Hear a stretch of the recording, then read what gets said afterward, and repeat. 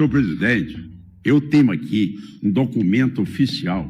54 chefes do Comando Vermelho do meu estado de Goiás, todos eles homiziados ali na favela no Rio de Janeiro. Não é documento de brincadeira, não. Eu monitoro esses homens.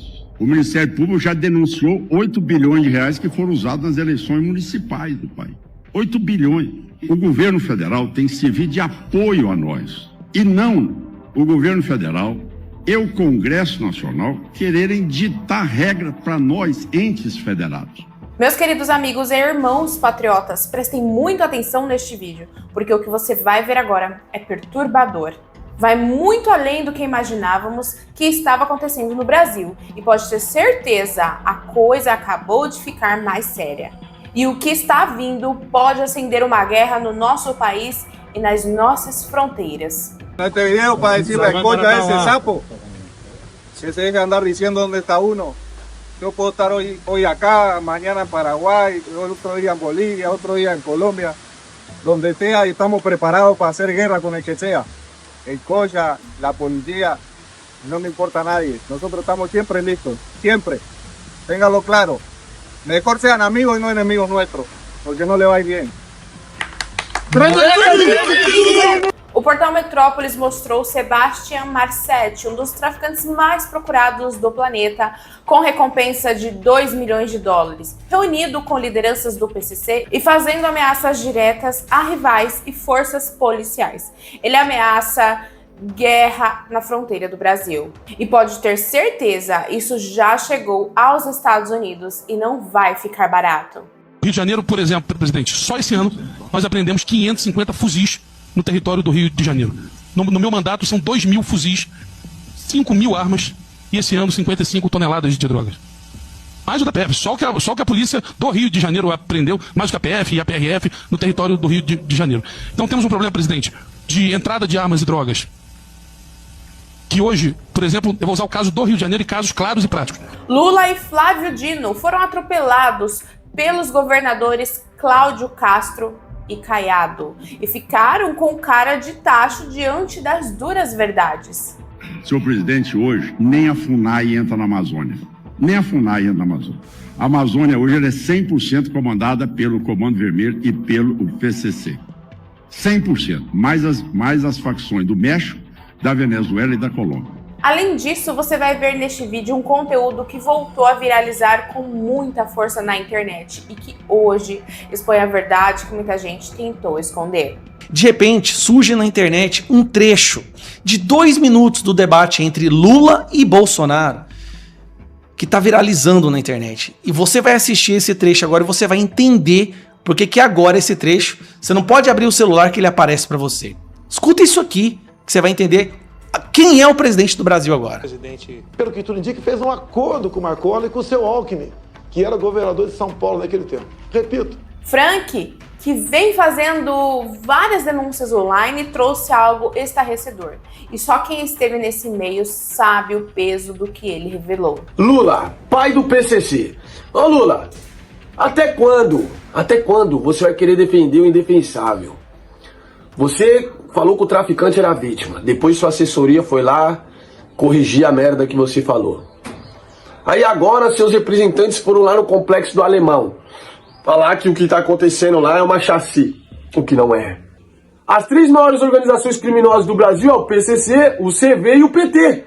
Deus vai levantar alguém pra prender vocês tudo, mano. Meus queridos, eu não estou aqui para julgar. Este vídeo mostra relatos e fatos já públicos e documentados na internet e precisa ser compartilhado com o máximo de pessoas possível. Então eu te peço, deixe seu like, comente aqui embaixo e assista até o final, porque o que você vai ver é esclarecedor e mostra a verdadeira realidade do nosso país agora. O Brasil precisa acordar.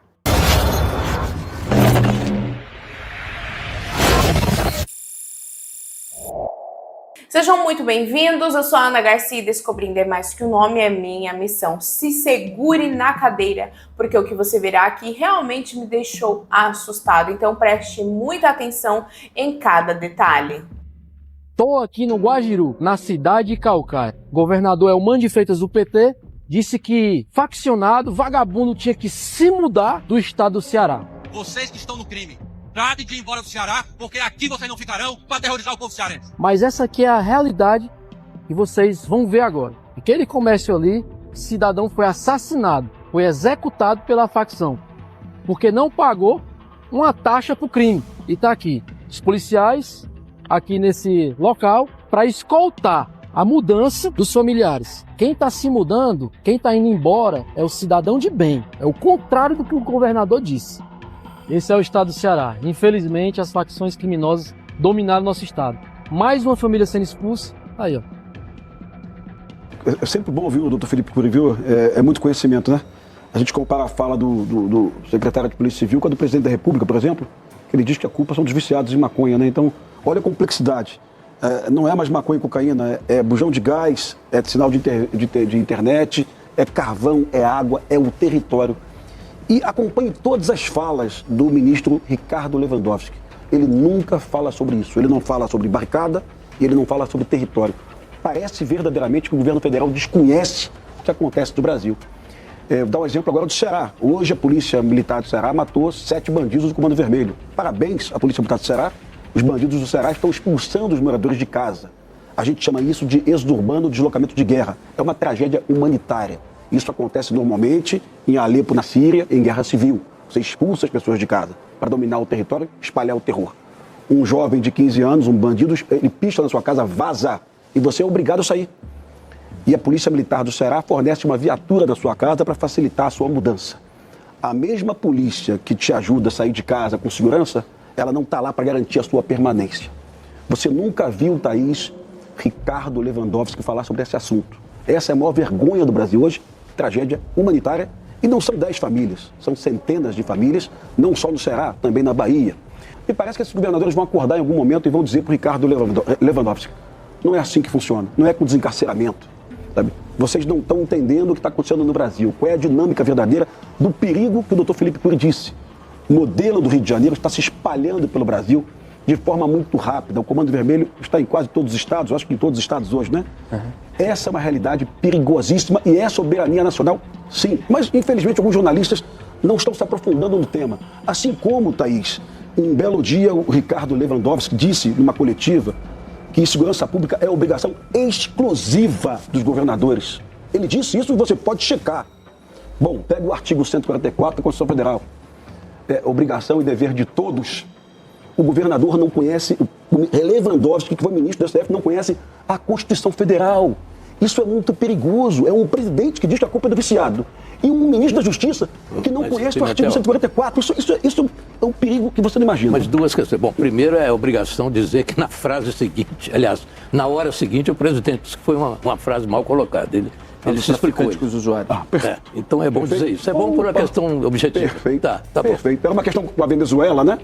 Mas é o entendimento de quem não sabe que o tráfico hoje não sobrevive de maconha e cocaína. Dizer que o presidente depois se corrigiu logo em seguida. Não, tudo bem, mas falou uma grande besteira, uma grande irracionalidade, e a gente tem que ter coragem de dizer isso. Porque ele conduz a política do Brasil, tá? Isso, não tem dúvida. Mas precisamos também dizer que ele desmentiu depois, só para ficar claro. Não, hein? Ele falou que não disse aquilo. Foi uma frase, ele não disse, pelo amor de Deus. Ele disse que foi uma frase. Vamos dizer o que ele falou. Foi uma frase mal colocada. Tá bom. E é isso. Ele se explicou.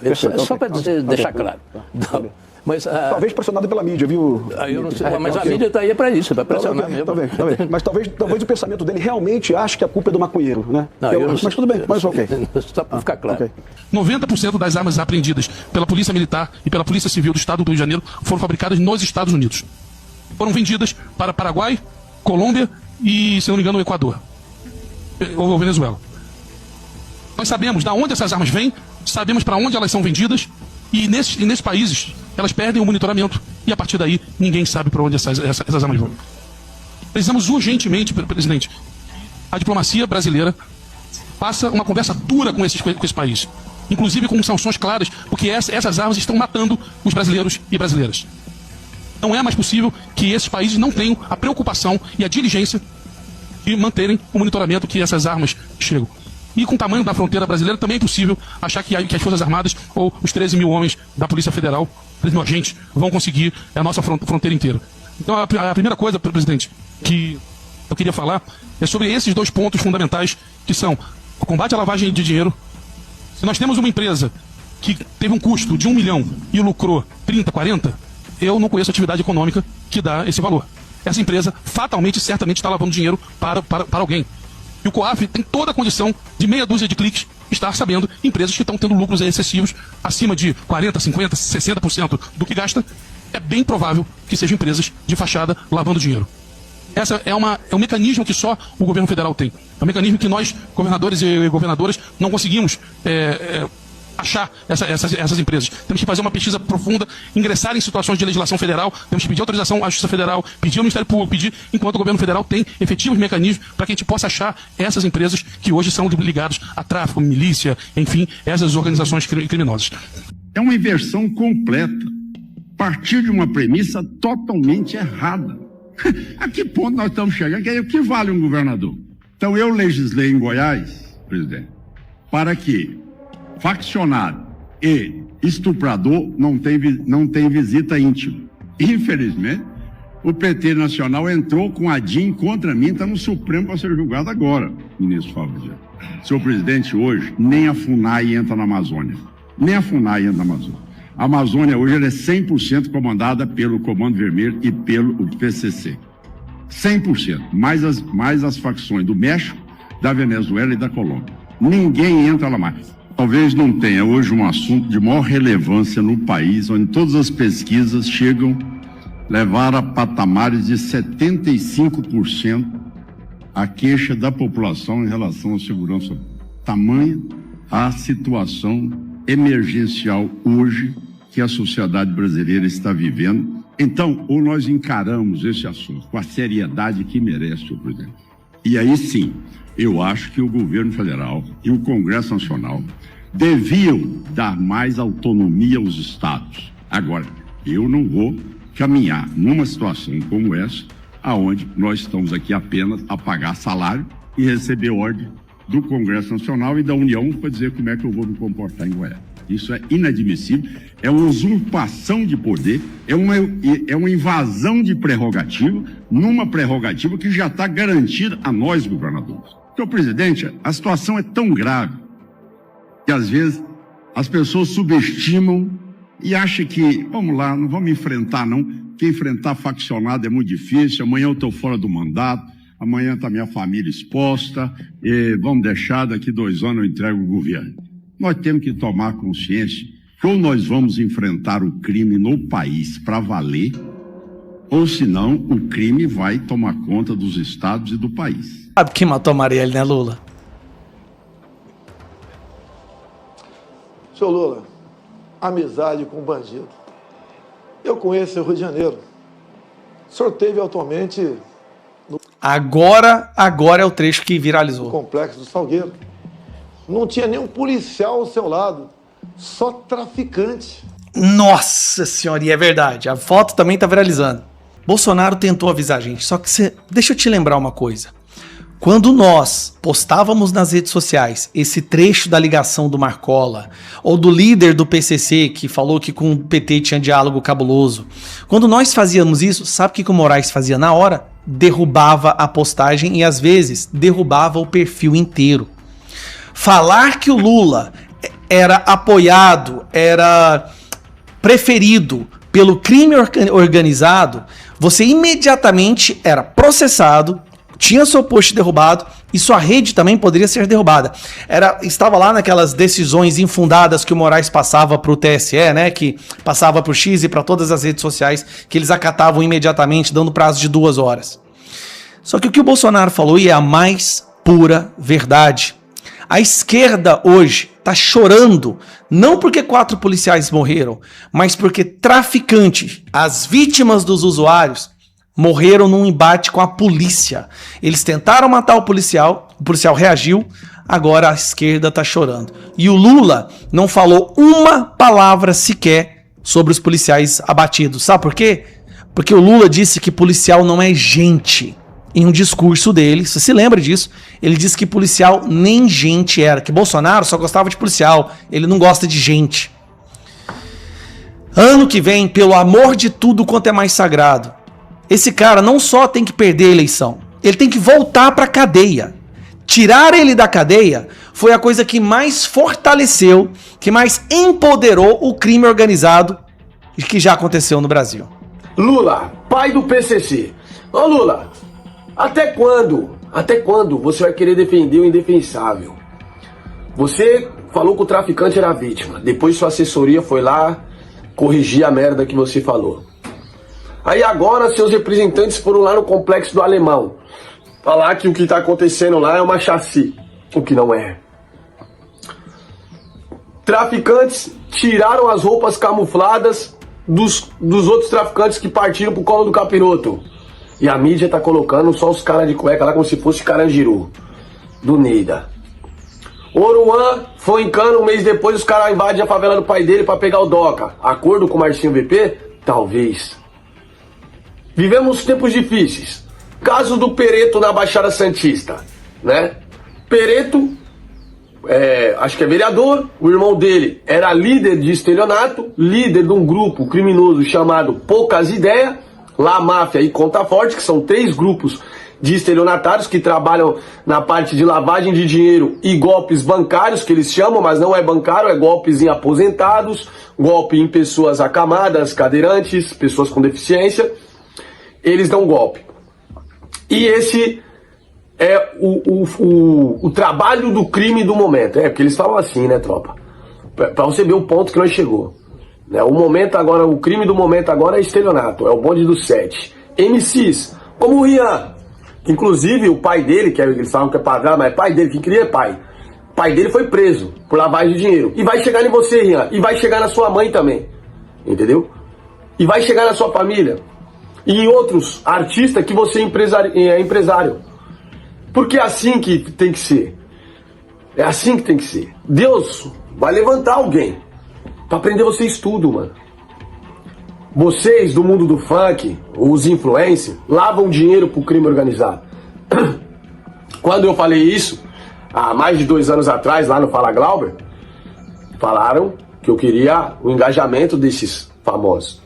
Tempo depois, teve uma investigação na Love Funk e na GR6. Não prenderam os caras. Talvez deve ter molhado a mão do Lula, né? Porque o Lula e o Rodrigo GR6 é truta, pra quem não sabe. Então, aconteceu isso aí. Aí depois eu falei da Deolane. Passou, Deolane foi presa. Mas aí você já sabe, tem dinheiro, sai pra rua. Porque se fosse investigar a Deolane, já viu o envolvimento dela com a família Camacho, que é a família do Marcola. Certo? Depois, com muito tempo, prenderam agora o Buzeira. Isso daí é os influencers que eu denunciei há muito tempo atrás, né? Prenderam o Buzeira. Aí prenderam o Oruan também, né? Prenderam o Pose, que nós também já havia denunciado. Aí agora, por último, foi mais um que nós denunciou, o Lucas Pombal. Recebi informações que foi preso na Espanha ontem. E o Nino Abravanel até postou: liberdade, meus parceiros. Mas o Nino Abravanel também deveria estar preso. Tanto por lavagem do dinheiro, quanto por ter matado uma pessoa em situação de rua, que ele alega que matou o avô dele, né? Mas o Nino tá aí, rindo da cara da sociedade e chamando o governo chamando a polícia de opressor. Mas ele matou uma pessoa dormindo. Mas ninguém lembra disso. Você não vê o Metrópolis falar disso. Você não vê o Bate falar disso. Você não vê ninguém falar disso. Apagaram da história que o influenciador Nino Abravanel matou uma pessoa. Apagaram isso da história. Não consigo entender o motivo disso ter sido apagado, de ninguém falar disso. Assim como eu não consigo entender por que ninguém nunca fala das pessoas que tem que ser falada. Um exemplo é o pai do Rian, que já deveria ter sido falado faz tempo, o Diabo Loiro. Então nós já vem denunciando há muito tempo. Muitas pessoas que eu denuncio aqui há muito tempo. E agora estão sendo presos. Mas aí era pra mim estar comemorando, mas não. Eu fico com o mesmo sentimento, porque não adiantou nada ser preso. Porque no Brasil não adianta a pessoa ser presa. A gente depende de quem vai julgar. Se a pessoa que vai julgar lá tem um coração bom, verdadeiro, e se não tem o rabo preso com algum ministro. Porque se tiver o rabo preso com algum ministro, solta pela porta da frente. Muito vem se falando do Mijão. Mas o Mijão foi solto pela porta da frente. Muito se fala do André do Rap. Mas o André do Rap foi solto pela porta da frente. Muitos se falaram do Azul, o colorido, que mandou pegar o Dr. Rui, mas foi solto pela porta da frente. Eu não consigo entender como vocês que me assistem não entendem o que acontece no Brasil. A polícia prende, o ministro solta. Simples assim. A Polícia Federal só trabalha quando é assunto político. Se envolver assunto político, a Polícia Federal é nota 10, vai pra dentro do problema. Mas fora isso, não trabalha. Eu não entendo qual que é a função do Michel Temer na política brasileira. Por que que ele ainda tá aí? Por que que ninguém fala dele? Nem de direita, nem de esquerda. Nem a esquerda, nem a direita ataca o Temer. Todo mundo fica quieto. Como se ele fosse, tipo, intocável, mano. O cara que tem uma pedreira em Itanhaém, que muitos funcionários trabalham análogo à escravidão. Eu conheço Itanhaém. Eu cresci lá. A gente não vê ninguém falar do Márcio França. Outro, que é rei na Baixada Santista, o quartel-general do 1º Comando da Capital, e a gente não vê direita e esquerda falar do cara. Não vê. Por quê? Você já, aí que tá me assistindo, algum momento da sua vida já parou pra pensar por quê? Por que que o Temer nunca sai de lá? Por que que o Alckmin nunca sai de lá? Por que que o Márcio França nunca sai de lá? Mesmo sendo 3 vampiros que nunca fizeram nada de bom na sociedade, nada de bom. Mas eles nunca saem de lá. Eles são intocáveis. Não importa quem vai ser o presidente, eles estão lá. Será que a gente não consegue entender o que acontece no Brasil? Eles querem defender o indefensável. Dar direitos a quem tira direitos. Eu criei essa frase aqui. Couro e trabalho. Por quê? É o que acontece com o pai de família. O pai de família é couro da vida e trabalho. Mas isso aqui tinha que ser para criminoso. Couro e trabalho para eles. Põe eles presos. Tirar esses políticos vampiros daí. Eles não resolvem nada. Estão colocando que o Lula tem uma aprovação de mais de 50% de intenções de voto. Como isso? O cara é pai de traficante, irmão. O cara colocou traficante como vítima, irmão. O cara nos envergonha fora do Brasil. O cara foi condenado no maior escândalo de corrupção de toda a história do mundo. E a mídia coloca ele com 50% de intenções de voto, mais de 50%. O Haddad foi um dos piores prefeitos de São Paulo. E tá aí agora. O Boulos, o usuário, o invasor, um criminoso. Tá aí agora. Tudo no governo Lula. Ericon Hilton, fala pra nós não perder nossa negritude, tá querendo ficar igual o Michael Jackson. Governo Lula. Olha quantas ONGs que são criadas pelo crime organizado em colaboração com o governo Lula. Não é um vídeo de política, é um vídeo no recap do mês e também um choque de realidade para nós. Olha o caso da menina Vitória. O prefeito da cidade tem envolvimento e o ex-prefeito também. E o ex-prefeito já foi investigado por lavagem de dinheiro e corrupção. Mas ainda tem cargo na prefeitura de Cajamar. Mas ninguém fala mais nada do caso da menina Vitória, gente. Ninguém fala nada.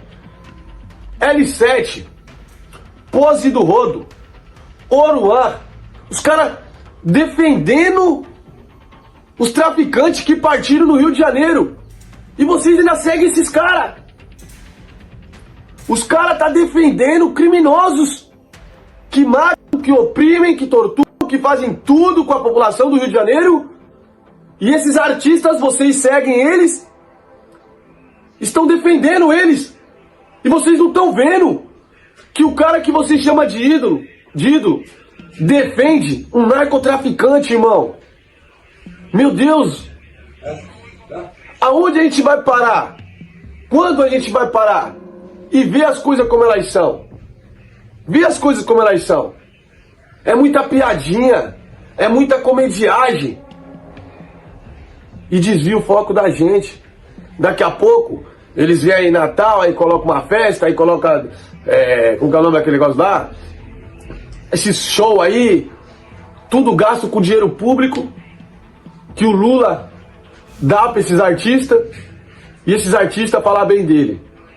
E nesses eventos que vão ser feitos aí, você se perde, pão e circo, e não olha pro que tá acontecendo no país. Um país entregue ao crime organizado. O governador do Rio de Janeiro vai subir. Vão sumir com ele. A poeira baixar, vão sumir com o cara. Porque é assim que acontece no Brasil com todos que tentam fazer algo de verdade. Que tentam combater o crime organizado. Eu tô mais de 2 anos na internet e nunca errei nenhuma denúncia. Então por que não escuta minhas denúncias? Eu tenho resultado. A gente tem que apoiar quem tem resultado. Eu tenho resultado, irmão. Todos que eu denunciei, se provou que a denúncia era real. Então por que não fecha o Porto de Santos? Por que não remove? Porque 80% dos funcionários que trabalham no Porto de Santos são corruptos. Por que reduziram o policiamento do Porto de Santos recentemente? E ninguém falou nada. Não saiu em jornal nenhum. Mas reduziram. Por quê? Me explica, por quê? Por que vocês não investigam a Baixada Santista? Aí volta ao Márcio França e ao Temer, que são os donos da Baixada Santista. E são intocáveis. E ninguém fala da Baixada Santista. Colocam o Heliópolis, o Paraisópolis como quartel-general do PCC. Entra no Paraisópolis, entra no Heliópolis. Dá um peão em todas as ruas lá. E depois você vai lá em Cubatão, na Vila Siri, na Vila Esperança. E dá uma volta em todas as ruas lá. Aí você volta aqui e me fala, onde é o quartel-general do crime organizado do PCC? Você vai ver que é na Baixada Santista. Você vai no Paraisópolis, no Heliópolis, dificilmente você vai ver um cara de fuzil na esquina. Ou passando um bonde de cara armado. Agora se você for em Cubatão, você vai ver a todo momento. 9mm em Cubatão é igual maço de cigarro, todo mundo tem na cintura. Mas ninguém fala disso. Ninguém fala disso. A gente tem a memória muito curta, que nem o caso do Nino, já esquecemos. A Deolane, já esquecemos. Mas quem que é o pai do filho da Deolane? Por que a Deolane tem tanta ligação com a família Camacho? Eu já entrei em contato com o filho do Marcola. O filho do Marcola me ligou na videochamada aí, ó. Me mandou foto do documento e tudo. Filho do Marcola. Me ligou na videochamada e me mandou foto do documento e tudo. Tava lá em Dubai, com a namorada. Com o dinheiro do crime organizado. Mas ninguém mexe com ele. Acordo de 2006 vigente até hoje. Olha aí. Olha. O Marcola falou da boca dele que o diretor pegava ele lá da cadeia e levava para outra cadeia para ele administrar a cadeia pro diretor. O Marcola falou da boca dele, não é eu que tô falando. Não é eu que tô falando. Agora prenderam o pai do Rian. E prenderam também o filho do Mijão. Vai ficar preso? Não vai. Daqui a pouquinho tá na rua. Porque algum ministro vai soltar. Então quando a gente falar de política no meu canal, as pessoas não gostam. Mas eu já falei isso pra vocês. A política e o crime organizado no Brasil caminham lado a lado. Lado a lado. As 3 maiores organizações criminosas do Brasil é o PCC, o CV e o PT. E não é porque eu sou de direita. É porque é. Contra fato não há argumento. Se você buscar, você vai ver. Diálogo cabuloso. Diálogo cabuloso. Se você for no presídio, você vai ver. Os influencers, os artistas que saíram dessas mesmas favelas aí, mentem pra vocês. Dizendo que a favela é uma coisa que não é. O crime organizado não tá ali pra proteger ninguém. Ele tá ali pra usar vocês. Como colete. Como escudo contra a polícia. E se você achou que o que mostramos aqui hoje foi grave, espere até ver o documentário que está no canal agora. Em 2015, o governador estranhamente nomeou como secretário de Segurança um advogado que aparece em pelo menos 123 processos de uma empresa que está sendo investigada de vínculo com uma facção criminosa que atua nos presídios. Foi acusado de ser um ex-defensor do primeiro comando da capital.